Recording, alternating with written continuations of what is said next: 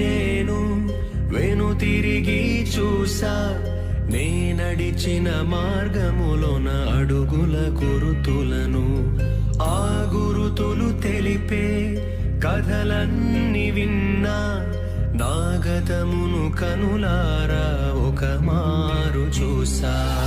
ఎన్నో దీవెనలు, ఆశ్చర్య కార్యములు, ఎన్నో అనుభూతులు, ఆనంద స్మృతులు, నన్ను కన్న తల్లిదండ్రుల ప్రేమ అనురాగం, నాతో బొట్టును నాలో నింపిన వాత్సల్యం, సుమధుర అనుభవము వర్ణాలమయము, నా భాగస్వామితో పయనించే సమయము.